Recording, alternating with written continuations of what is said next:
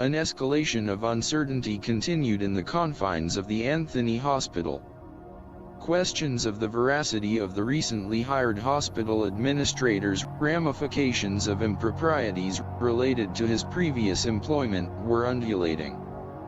Gary, at first wary of the allocations concerning the administrator's past, but realized an abrupt awakening as events unfolded.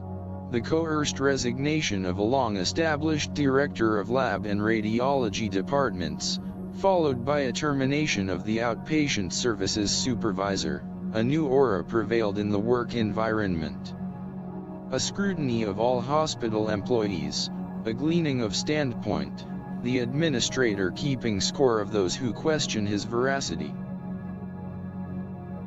The evidence of character was placed on Gary's desk, concrete affirmation of all that was rumored. Pictures and articles from the Hazard Herald newspaper of Lee Adams' annihilation of the nursing and medical staff at ARH Regional Medical Center in Hazard, Kentucky. Gary bristled with the disclosure. Gay Farney, a Anthony Hospital radiology and lab technician, having placed a call to the medical facility, her inquiry achieving a Kentucky hospital employee willing to provide and send the concrete documentation of the detrimental actions of Lee Adams, and his disservice to the healthcare facility and community. Gary, discerning a polarization among the department managers, visiting with Karen Porter, the hospital purchasing director, Dr. Bond, the medical chief of staff, and other department managers, disclosing the recently acquired information concerning Administrator Lee Adams' past, and the hospital board's failure to undertake responsibility for its negligence in thoroughly researching the empowered administrator's record.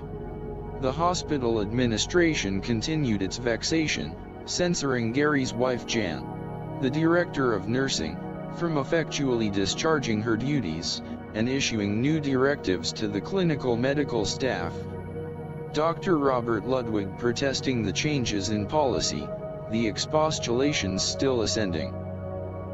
An impasse was acknowledged, Jan courting a possible ally in the hospital's plight. Divulging an adherent member of the hospital board, Jerry Turner, willing to address the hospital's administrative quagmire with Terry Muzek, hospital's board chairman, and the other members of the commissioned group. Jan relating the chronicled evidence of the administrator's abominable past. A second visit with the board member, discovering Turner having receded his concurrence, standing fast with the board's adjudication, an advocate of the administrator. Jan and Gary finding their posturing now openly imparted. It was the talk of the town. The Anthony Republican newspaper account of the Halloween night escapade was brief. The police responding to a reported vandal destruction of property at the hospital administrator Lee Adams' residence. Gary being inquisitive, visiting with Kenny Hodson, the officer addressing the call. Discovering Halloween pranksters having inscribed the word liar on the Adams property. Gary was somewhat taken aback at the open contempt displayed by the pranksters, but even more dumbfounded that Adams would induce attention to the event, by notifying the police considering his adverse publicity. At home, Jan's revelation was disquieting, a consternation, Gary total unaware that his daughter Sandra and Karen Porter's daughter September were involved.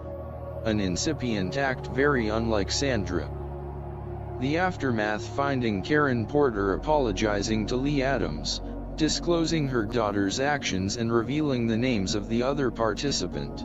Gary conjecturing Sandra as the instigator, hearing her parents' open adverse criticism of Adams, and with Jen's condoning the prank, were probable factors in the event. Gary's first reaction was to assert Karen Porter's divergence, and follow suit, engendering an immediate apology for his daughter's antics.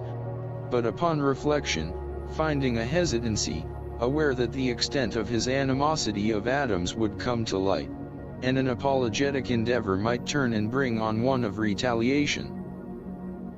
Gary pondered the manner for approaching the administrator, and the likelihood of Adams accepting an apology without retribution. At first dismissing the idea, conjecturing an apology would spring a more realistic outcome, one of vengeance. Gary beginning to realize, the Adams incident only hastened the inevitable, a grasp of reality, the handwriting was on the wall. Suspecting any confrontation with the administrator would be futile. The Halloween epilogue could possibly conclude any prospects of Gary retaining his employment. The ringing of the doorbell at the Adams residence was acknowledged by Nina Adams, Gary asking to speak with Lee. Entering, the administrator hovering in the darkened shadows of the dining room, Nina announcing the visitor. Lee Adams shouting, "I don't have anything to say to him, I'll deal with the SOB later. Tell him to get the hell out of my house." Gary handing Nina an envelope, turning, not saying another word, retreating from the premise, his endeavor. A satisfying resolution for both.